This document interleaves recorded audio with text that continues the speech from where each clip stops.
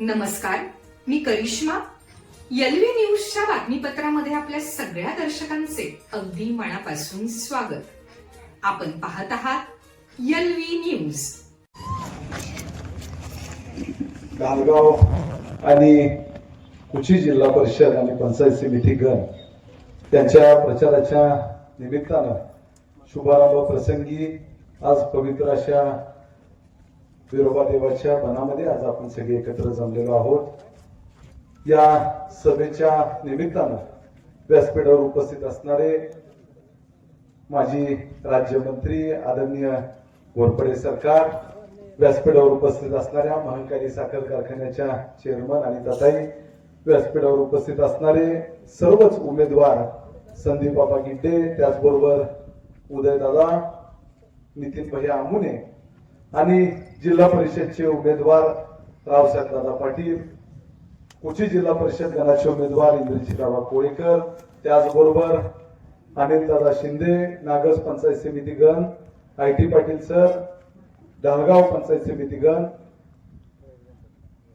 राजाराम पाटील काका या ठिकाणी उपस्थित आहेत. त्याचबरोबर कुची पंचायत समिती गणामध्ये गजानन भाऊ ओलेकर यांच्या मंडळी, त्याचबरोबर श्यामजी पाटील काका यांच्या मंडळी, काकी या ठिकाणी सर्वजण सन्माननीय व्यासपीठ उपस्थित असणारे आसपासच्या गावातून, या पंचक्रोशीतून आणि या दोन्ही मतदारसंघातून आलेले सर्व ज्येष्ठ नागरिक, माता भगिनी आणि तरुण मित्रांनो, निश्चितपणानं जिल्हा परिषद पंचायत समितीच्या निवडणुका या ठिकाणी जाहीर झाल्या. आपण सगळेजण विचार करतो की लोकसभा आणि विधानसभाच आपल्या दृष्टिकोनातून महत्वाची असते, मात्र हा आपला गोड गैरसमज आहे.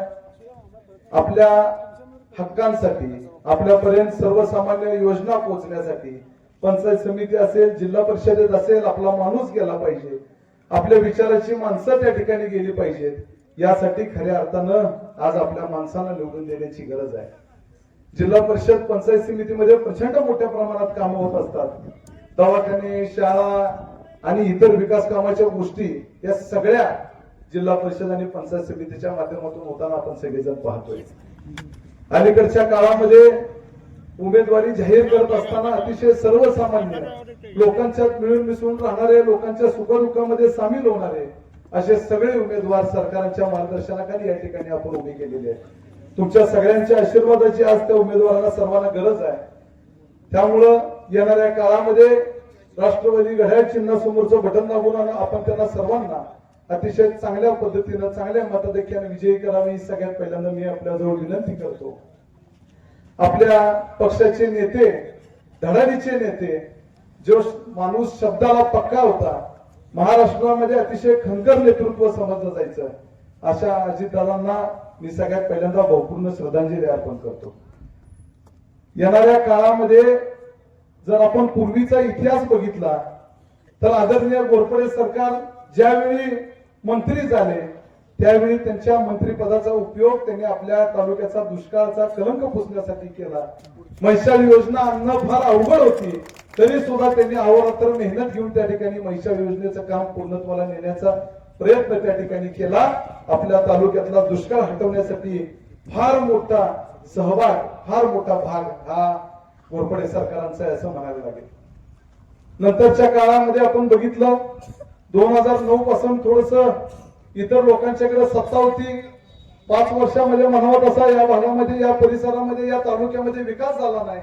त्याच्यानंतर तुमच्या सगळ्यांच्या आशीर्वादानं भारतीय जनता पार्टीच्या माध्यमातून आदरणीय काका खासदार म्हणून निवडून गेले. तुमचा सगळ्यांचा आशीर्वाद लाभला आणि खऱ्या अर्थानं पुन्हा थांबलेली जी विकास कामं होती ती खऱ्या अर्थानं सुरुवात झालेली आपण सगळेजण पाहतोय. म्हैसाळ योजना बऱ्यापैकी आपल्या तालुक्यामधून पुढे गेली होती. त्या ठिकाणी जत तालुक्यामध्ये काही ठिकाणी ती योजना पोहोचत नव्हती. त्या ठिकाणी निधी आणण्याचं काम माजी खासदार संजय काका पाटील यांच्या माध्यमातून झालं.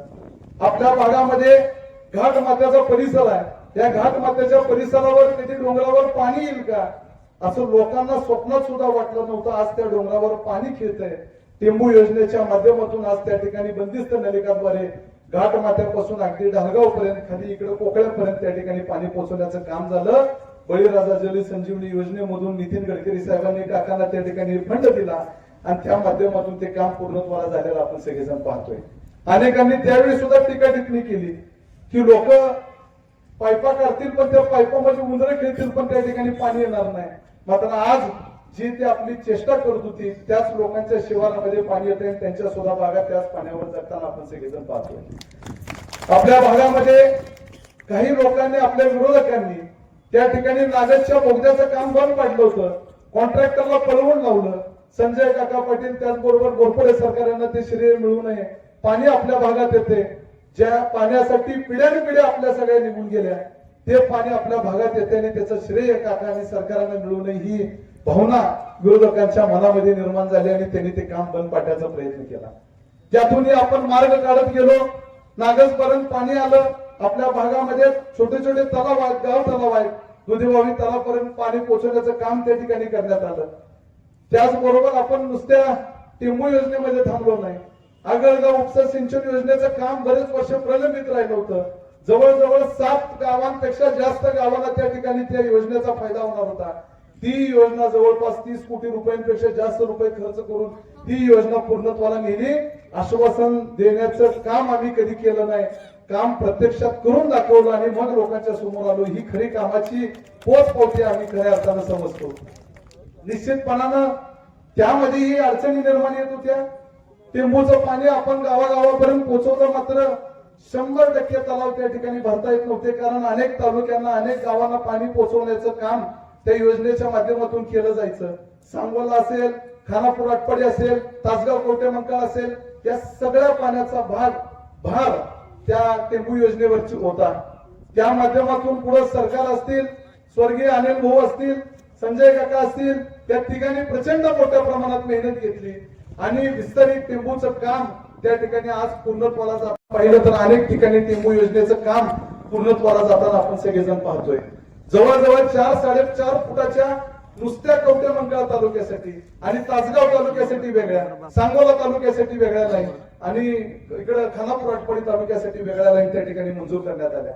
म्हणजे आपल्याला जे भांडायला लागायचं, पैसेवाल्यांच्या सोबत कधी तर भांडायला लागायचं, खानापूर आटपाडीला पाणी नेलं तर आपल्याला पाणी नसायचं, इकडं सांगोल्याला पाणी दिलं तर कवठेमंकाळ तालुका आणि तासगाव तालुका पाण्यापासून वंचित राहायचा. मात्र येणाऱ्या काळामध्ये विस्तारित टेंबू योजना मंजूर झाल्यामुळे आपल्याला मुबलक आणि पुरेसं पाणी मिळणार आहे. इतक्या चांगल्या पद्धतीचं पाणी मिळणार आहे. म्हैसाळ योजनेच्या कडेची ज्यांची शेती आहे ते नशीबवान समजले जातात. तशाच पद्धतीचे नशीबवान शेतकरी म्हणून आपल्याला समजलं जाईल. इतक्या मोठ्या प्रमाणात टेंबूचं पाणी येणाऱ्या 1-2 वर्षाच्या काळात आपल्यापर्यंत पोहोचणार आहे. निश्चितपणानं अनेक योजना, रस्त्याची, हायवेची कामं असतील, विकास कामं असतील, हे करण्याचा प्रामाणिकपणानं प्रयत्न काकांच्या माध्यमातून आपण केलेला सगळेजण आपण पाहतोय. याच्या उलट जर आपण विचार करायला गेला तर विरोधकांनी काय केलं? एक ठळक काम सांगा, विरोधकांच्या माध्यमातून पूर्ण झालेलं आहे. आश्वासन सोडून द्या. इलेक्शन आलं की त्यांच्याकडून आश्वासन, मी हे करतो, मी ते करतो, असे आश्वासन आपल्या समोर येतात. मात्र एक काम जवळपास 36 वर्ष झालं त्यांच्या घरामध्ये सत्ता आहे, मात्र एक काम सांगण्यासारखं त्यांच्याकडे नाही. एक ठळक काम. पाणी आल्यामुळं आपल्या भागाची, आपल्या परिसराची उन्नती झाली, आपल्या भागाचा विकास झाला, लोक सदन झाले आणि त्या दृष्टिकोनातून आपला तालुका सदनतेकडे वळायला लागलेला आज आपण सगळेजण पाहतोय. निश्चितपणानं उमेदवार देत असताना सुद्धा अतिशय चांगल्या पद्धतीचे लोकांच्या प्रश्नासंबंधात तळमळीनं प्रश्न मांडणारे या ठिकाणी उमेदवार आपण सगळे दिलेले आहेत. आज त्या उमेदवारांना तुमच्या मतरूपी आशीर्वादाची गरज आहे. संजय काका असतील, अजितराव घोरपडे सरकार असतील, भारतीय जनता पार्टी असेल, अनिता काकी असतील, यांच्या मार्गदर्शनाखाली हे सगळे उमेदवार उभारलेले आहेत. त्यांच्या हातून कुठल्याही पद्धतीचं चुकीचं काम होणार नाही याचा विश्वास मी या जाहीर व्यासपीठावरून तुम्हाला देतो. मात्र आज त्यांना बळ देण्याची गरज या तुमच्या माध्यमातून गरज आहे.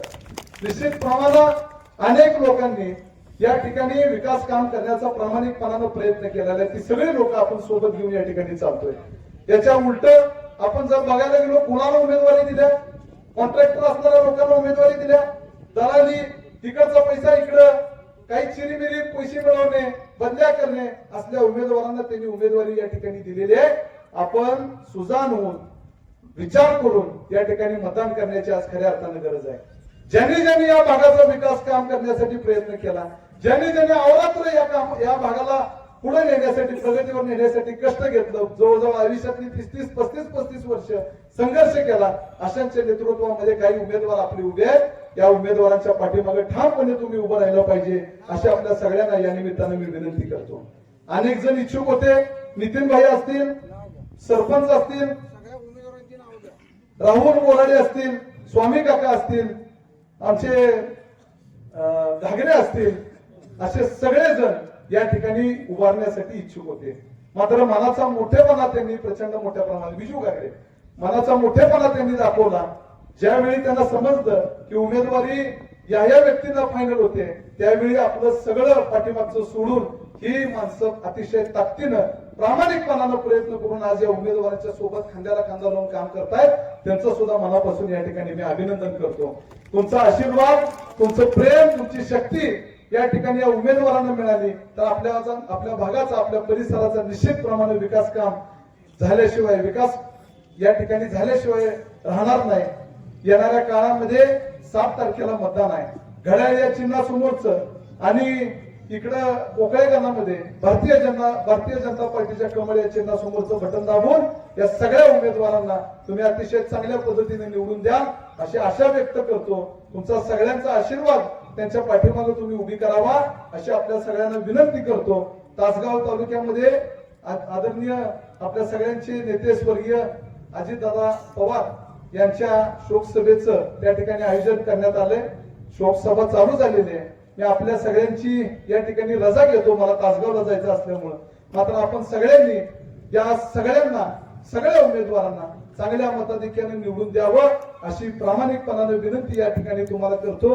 विकास काम कोण करतं, कोण आपल्याला फसवतं, कोण भावनिक करतं, कोण खोटी आश्वासनं देतं, या सगळ्याचा विचार तुम्ही करण्याची आज निश्चितपणाने गरज आहे. 36 वर्ष आयुष्यातली ज्यांना दिली त्यांच्यावरच विश्वास ठेवायचा आहे का? ज्यांनी 35 वर्ष या तालुक्यासाठी, या भागातला माणूस, शेतकरी सदन झाला पाहिजे हा दृष्टिकोन डोळ्यापुढे ठेवून काम केलं, त्यांच्या उमेदवारांच्याकडे बघून मतदान करायचं आहे ही आज ठरवण्याची निश्चितप्रमाणे गरज आहे. आपण या सगळ्या उमेदवारांना अतिशय चांगल्या मताधिक्याने निवडून द्या अशी विनंती करतो आणि या ठिकाणी थांबतो. जय जय महाराष्ट्र. यानंतर बसापवाडीचे डेप्युटी सरपंच युवराज ओलेकर यांनी 2च मिनिटात आपलं मनोगत व्यक्त करायचं आहे.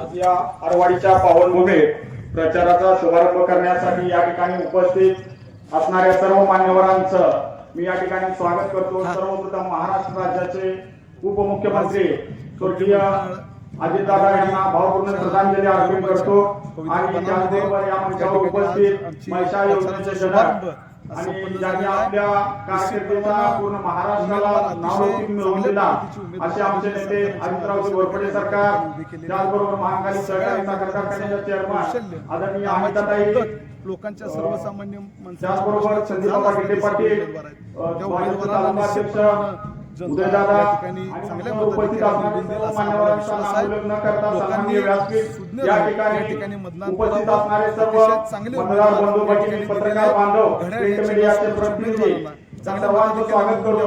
मी फक्त आपल्याला एवढंच सांगू इच्छितो की गेली 17-18 वर्ष झालं कवठेमंकाळ तालुक्याचा फक्त वोट बँक म्हणून वापर केला. आपली मतं घेतली पण आपल्याला त्या प्रमाणात निधी दिला नाही. चालू घडामोडींचे अपडेट्स जाणून घेण्यासाठी आपल्या LV न्यूज चॅनलला सबस्क्राईब जरूर करा, लाईक करा, शेअर करा व कमेंट देखील करा.